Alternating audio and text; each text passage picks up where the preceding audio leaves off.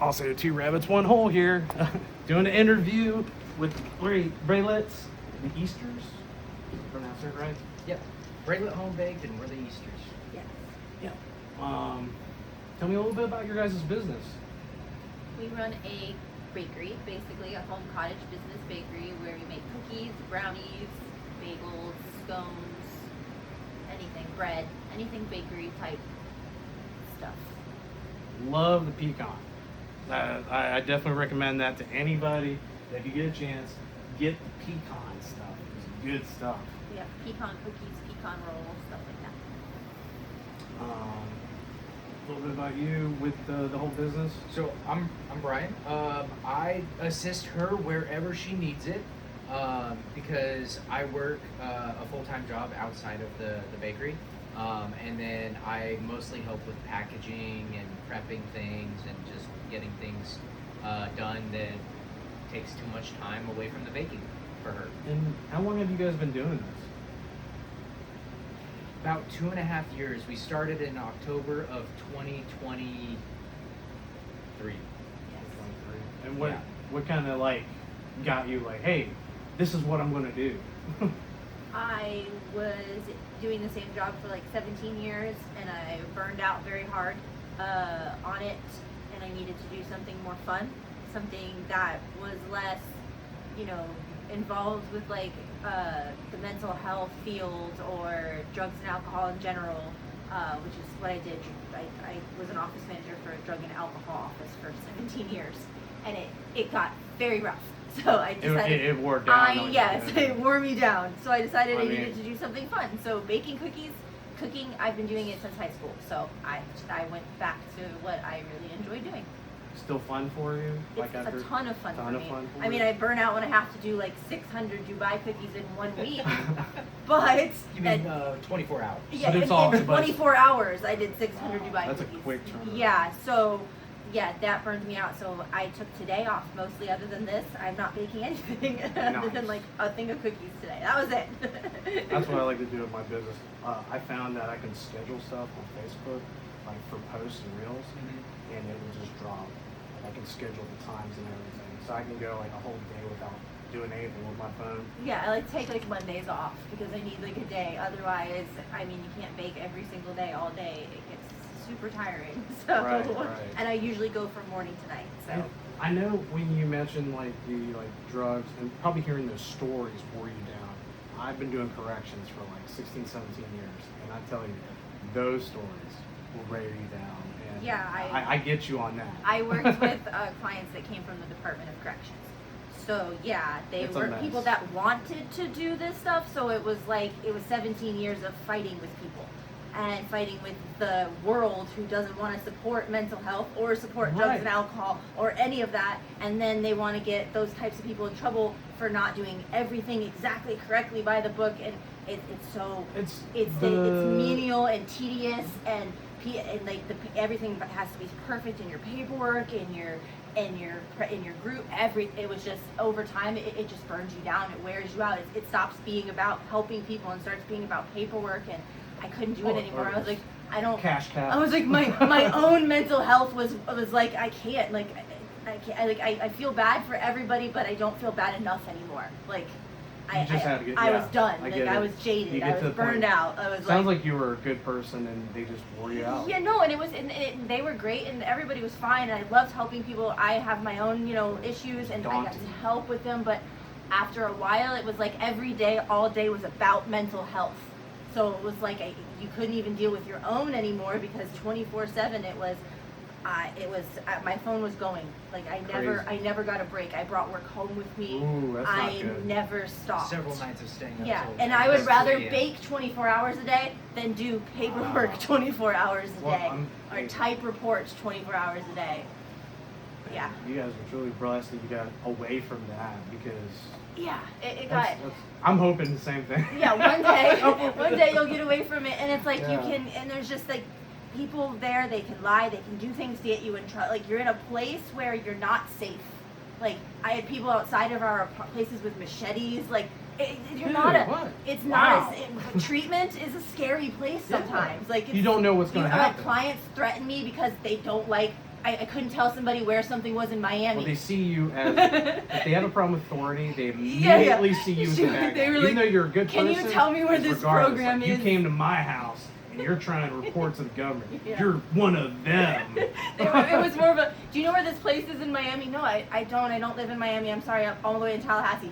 They told me to die in a car crash, burn in a fire. And it was horrible. I was like, Wow. But they were like looking for a battery class, so I get it. Like they were angry, so. Right, it's, and they hadn't been counseling yet, so. And that's the thing about mental health. You never know what somebody's dealing with or somebody's going through, and sometimes people just do quick judgments. And I really hope that eventually they start gearing up, fixing the mental health. The mental health field needs a complete Yeah. and total overhaul in general, and it needs funding. Like it needs Because money. when I tell my wife, when we go out and we come home, or like we see people wandering the street, you just never know, because it's like you're not per se a target, but in the mind of somebody that's having a episode, they could think you're somebody else, and they'll break in your house, and then it becomes a problem, and then you're forced to have to defend your family. Stuff like that happens. Yeah, and it's all mental health. That person could just be having a breakdown, and you never know what happened to them or what happened or why. And it was a lot of having to see reasons why people do the things they do, or then people that just don't care, like people that just don't care about their kids, stuff like that. For 17 years was just like, I can't, like I can't anymore. So something fun like baking. I started with computers because I like that, and then I was like, that's too much. Computers is not an easy field to do at all. There's no money in it. So finally I was like, what do I enjoy doing? A friend of mine was like, can you make me cookies? And I was like, don't you think this is fun? Like making all these cookies for people? And I was like, do you think I could do this as a business? He was like, absolutely. You can do whatever you wanted to. So we did it, and now it's we've done it now for like 2 years of markets. We're hitting 2 years of markets, and it's fun. We're meeting so many people. That's the fun part. That's how they met me. Yeah.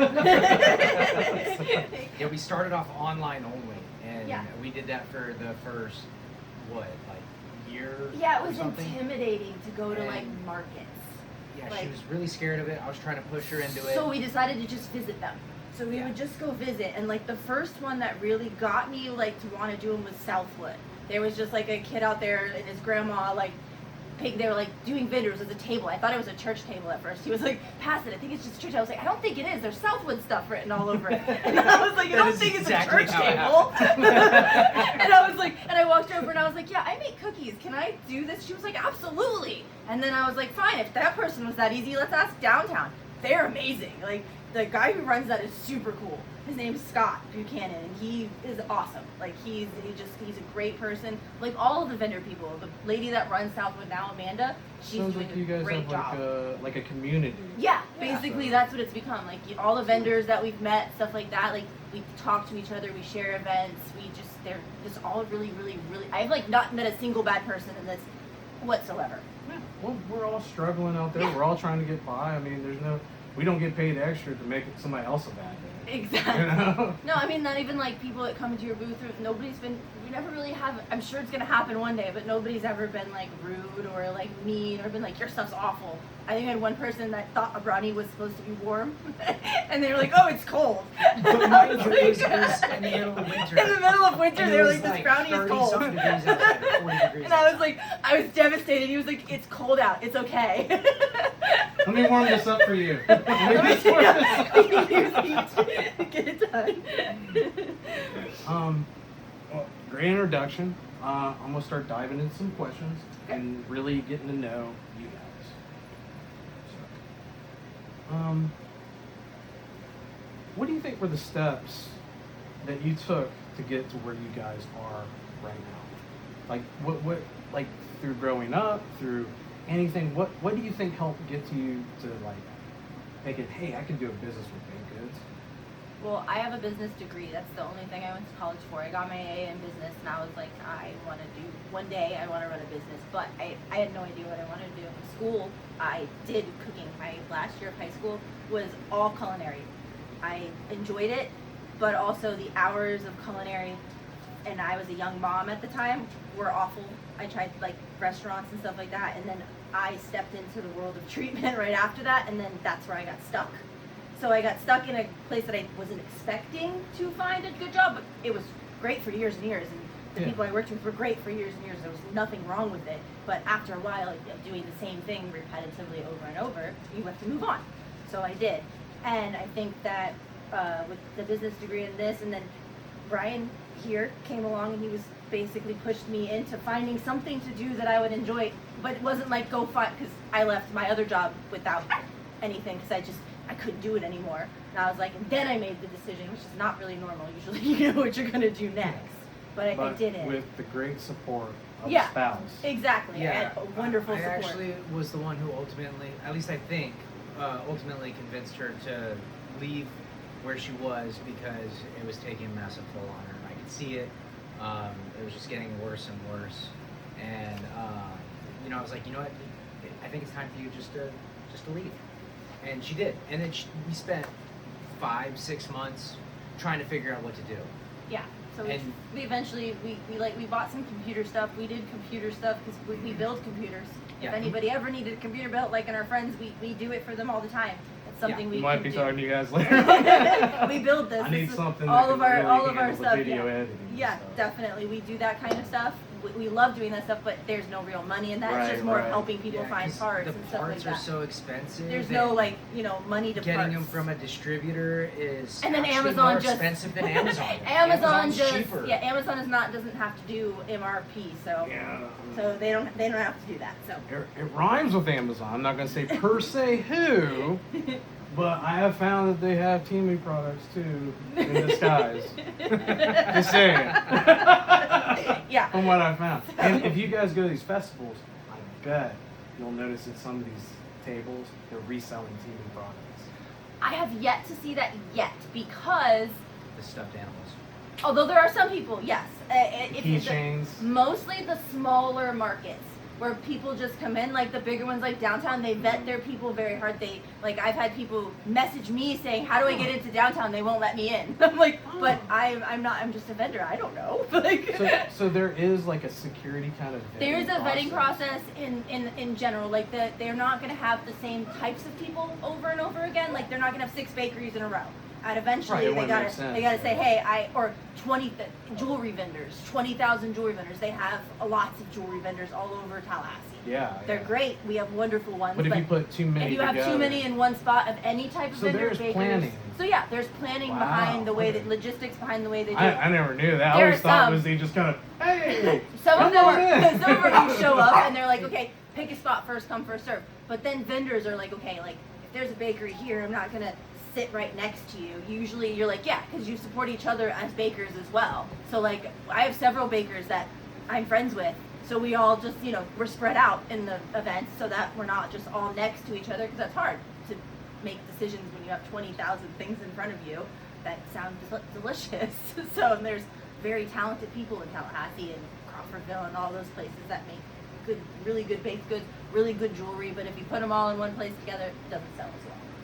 So yeah, they do a lot of logistics on who goes where and how many bakers I can have, how many jewelry vendors I can have, how many it definitely would make sense. Like you can't just. I always thought, not knowing that they just like, okay, you sign sheets and they set up and people just set up. I didn't realize that there's more that goes into it. And sometimes they even ask for like pictures of your setup so that way they can see what How you to have fit it in. available. Okay. and like make sure you have a tent, make sure you have like a basic table setup, stuff like that. Some of them provide that stuff for you and they'll tell you in the paperwork, we provide tents, we provide tables, all that kind of stuff. But most people bring their own because you already know your setup. Like your setup is your store.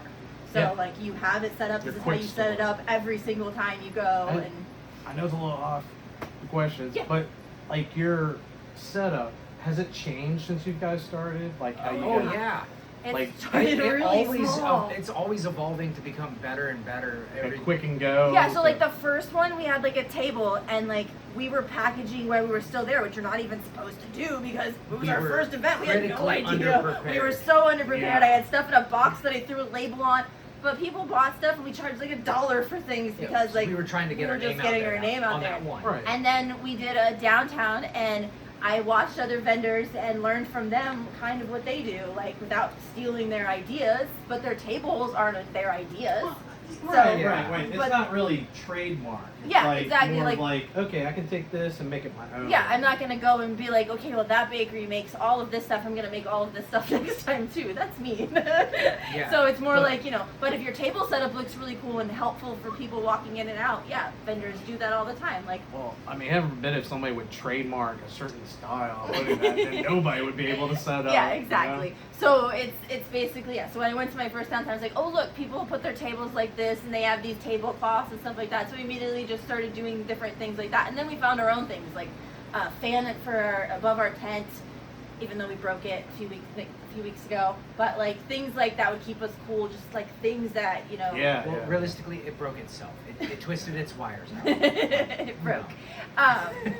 But yeah, so we bring we just learned over time things to do, what other What people works, do, what what doesn't helps, work. what looks pretty. Like I eventually put like runners on my table just to make it look nice, because it's like a store and you want to go in a store and it looks nice, not go into a place that looks bad, especially for food. Before you guys go, is it all about just the baked goods, or do you start thinking about other things like how to market, how to get your name out we there? do everything. Yeah. So Do you have any help, or is it just between you two? no, it's us It's just two us. at all times. Like And he mostly has a her. full-time job, so I have to Okay. be.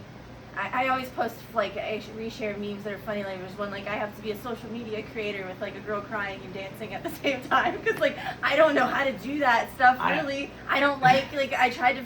I did one Or video a of my curvy lady, yeah, like just just like different things. But I don't know. I do I feel like we're going in a better direction. I feel podcasting is starting to really take off. Yeah. People are going towards it because we're just not getting the information we want from main media. Yes. But so in your guys' relationship, describe who's like the worker ant, who's the brains behind the operation, who's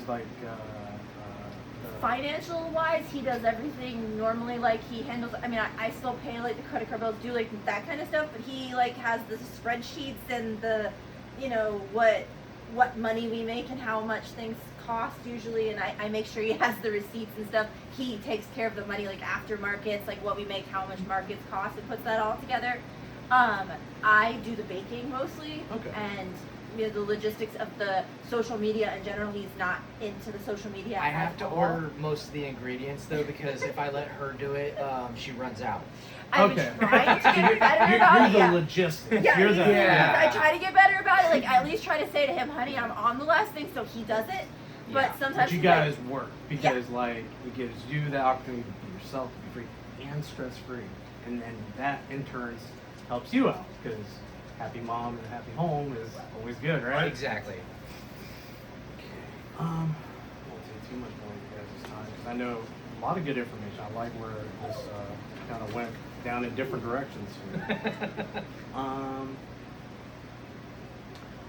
What is something in the news and in the world that you have had to accept but was not convinced that's what happened just recently? I know this is I'm trying to make sure I have a question for anybody I did interview with, something that pertains to what I'm doing. So this is that question. Something that has happened in the news that they want you to believe, but you just don't really believe it. There's something just a little off that doesn't make any sense. What do you got? I know you're laughing about the dog. I'm not laughing about the dog. I'm laughing because it's political, and I hate being into political things. But just You can make up names. just recently, just recently, Safe space. there was this guy who wanted a really big dancing space. So That works. So somebody shot at a room full of people, and now he's probably going to get a really big dancing space. That's all I got to say about that. And speaking of that, which is a current topic, have you seen the security footage? It looks like this dude is Naruto just running through the hallway, and they just dropped him. And what makes it so weird is that he's not a random crazy. He's not a random person. Educated, went to school, is a scientist. I didn't know if you guys picked up on that. That's in the news. This guy is a lot of scientists have been disappearing or ended up dead recently too. Unalive. The UFO things. The UFO yeah, because guys. there are UFO physics and stuff. I read that. Now here's the thing. They're talking about America, but diving down recently, I have read it's happening in India and it's also happening in China. It started to become like a really weird aliens. Wait, aliens. Right? I mean, some people have said, this is probably one of the most fascinating things that I came across, was that somebody said, what if it was a time traveler taking out these scientists so that we don't doom the planet? And I go, yeah, I mean, that was just that sounds fun, honestly. It's fun stories. If there's a time machine, though, however, there's a lot of really, really interesting things they could do with that technology. Which, I mean, we explained the, remember Fruit of the Looms? Like some people remember it as a cornucopia. I was just thinking Bernstein Bears. Bernstein. I don't know. Bernstein. I have a theory that I think it falls down to the that big machine that breaks atoms out in Europe during the year, I think it was 2007, 2004, or something like that. And it might have just like sent us on a different, because there were scientists, legit scientists saying, please don't do this. You might tear fabric in reality. Wait, what's the one thing in Tallahassee we have that we don't get hurt? The mag lab. Because we have the mag lab. I've heard of that. So we have our own conspiracy theory. We don't get nailed here by them because of the mag lab. In Wakulla, we don't get hurricanes that are really bad in Wakulla because we have a sign that says Jesus loves Wakulla. You've had that sign forever too, because I actually, when I first moved up here, I lived in Wakulla, and that sign has been there for 20 years now, because I've lived here for about 20 years. Perry doesn't have that sign. And Perry They might want to get that sign. They might need a sign, yeah. They might need a sign. They need their own conspiracy theory as to why they don't get hit by hurricanes. It can be anything, ours is the mag lab, theirs is their sign. And realistically, it's just the shape of the landmass. Yeah, it probably is. Don't live near the beach. What is something that you guys have accomplished in your life that no one believed that you could do? And how did it make you feel when you proved them wrong? Because I'm sure there was doubters in the beginning about, like, you're going to do what? Baked goods? Probably family members, maybe friends. And then, like, now it's turning out to be pretty good for you guys. So how did it feel? Like, actually didn't have any of those. Oh, everybody was supportive. Yeah, I actually have a group. So I had I worked, like I said, 17 years in a thing, and I cut ties with all of that side of the people. I cut all of the bad social and bad vibes out of my life before I started this business.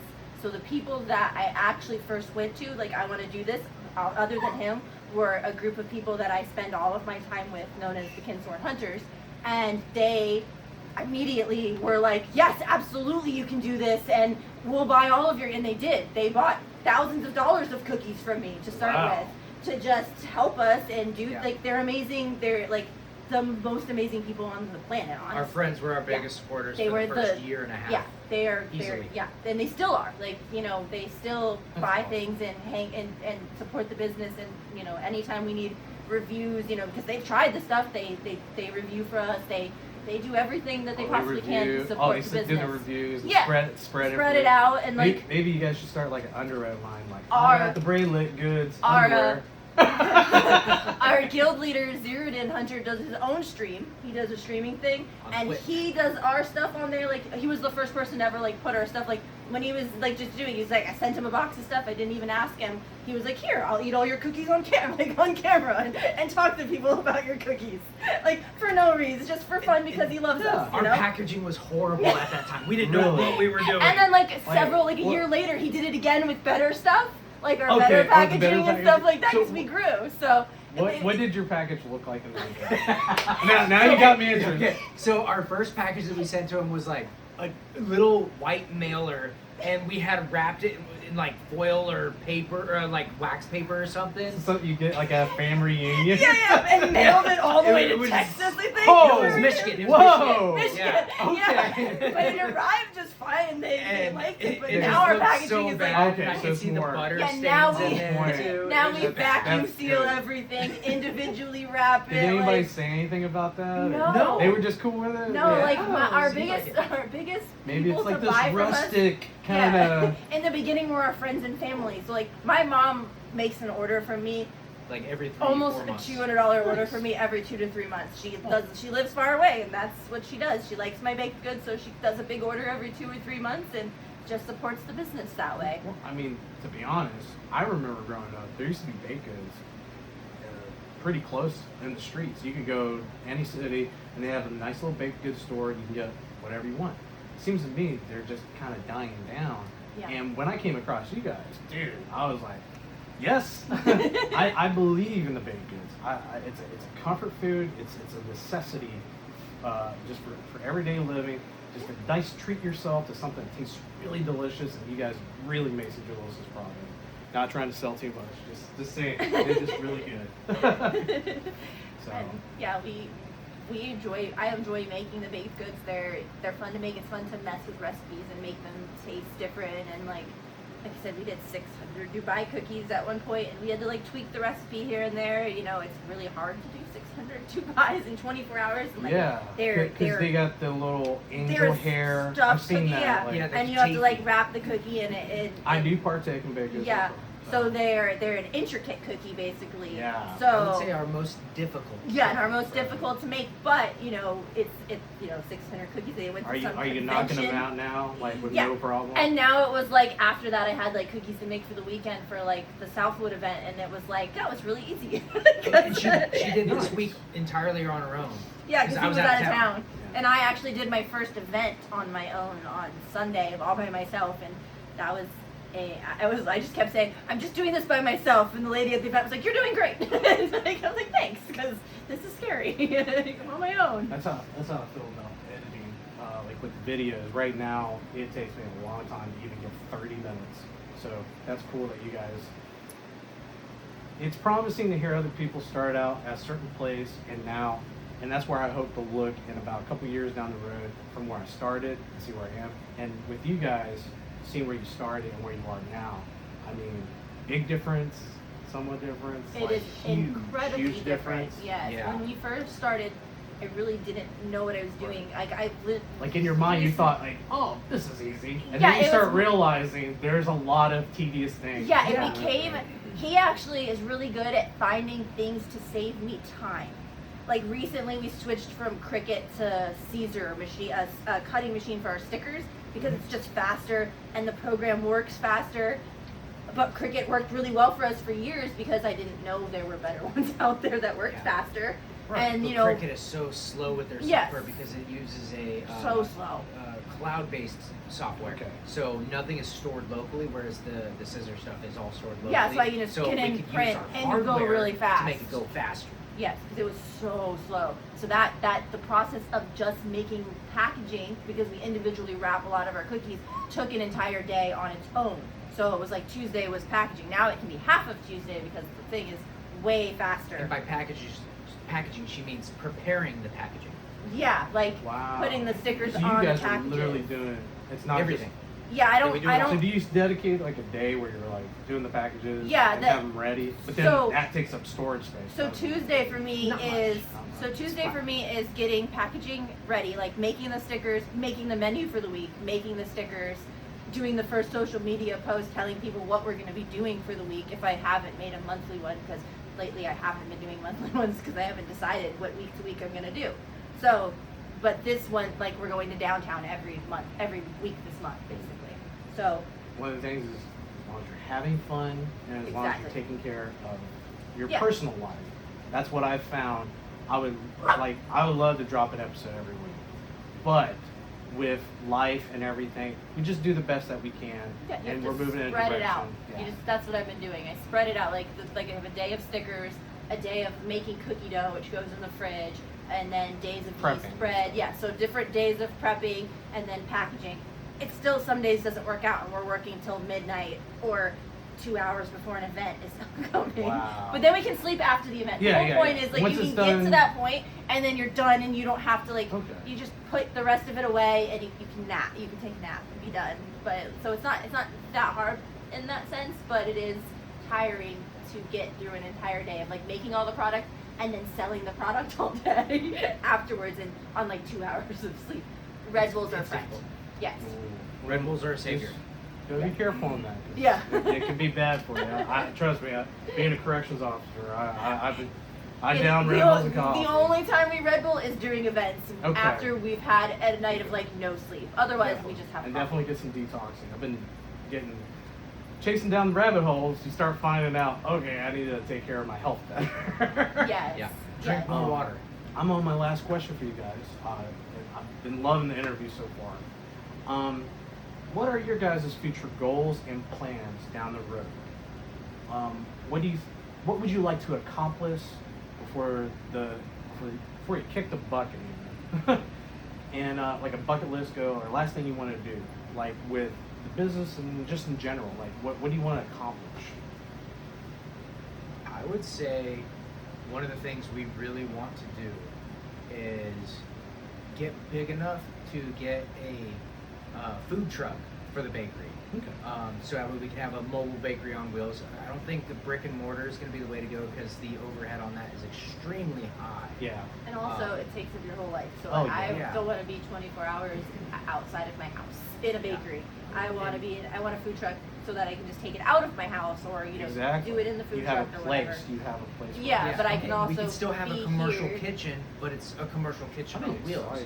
So we won't be limited by cottage law at that point either. Yeah, because with cottage law, we can't do things like cream cheese, and I try to stick very hard to cottage law just because I never know if one day cottage law inspectors are going to come out and be like, all of this is wrong, and here's all the fees for it. So just very strict to it, and it's safer to be under cottage law because you can't have cream cheese out in the sun, you can't have things, and you really just you're when you're dealing with food, you're dealing with people's health. Yeah. So you have to be mindful of what you're making warning and labels. Yeah, making sure that nobody. Allergy. We do a lot of clean up in gluten-free. between things. Yeah. Gluten-free, very dairy-free has been a big thing for us. People love having that option of being able to eat a treat because they can't eat a treat because this gluten, messes with them, makes them sick. Some people just don't like it in general. And other than taking eggs out of my stuff and sugar, those are two things I haven't figured out how to get rid of yet. And I like them personally. I try to take the gluten out and the dairy out for people who need it, and we've had people literally come in our booth and cry because like they can have a cookie, like, and I can have choices of cookies. And it's not just they're like one person. Yeah, I go to There's a been bakery. several. They'll go to a bakery and they'll be like, there's one thing. There's all these options for people, and there's this one gluten-free thing.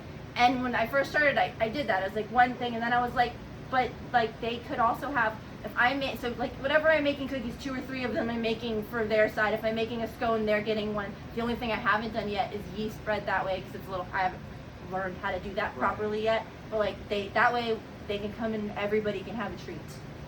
And especially if it's a dietary need to be able to, you can't have those things without them being this way. If it's just a choice, whatever, you can go to wherever you want. Doesn't matter. But if you can't have it because gluten hurts you, you can come to us and have it because, and a lot of people don't know that about us. They'll come in and be like, what's your gluten options? And they'll think we're going to point to one thing and we're like, this whole rack here, plus this bread, plus these muffins. And they're like, excuse me, what? Like this much? Really? Really? You should really make a sign That's what I was. I'm actually gonna make one for above our gluten rack because everybody's like, okay, because I write on the thing gluten-free options, and they come in. So what's your gluten-free option? And I'm like, gluten-free options, like all of this. So like, I'm gonna put a sign just above the gluten-free rack that says gluten-free, dairy-free options here. I was thinking about trying to make one.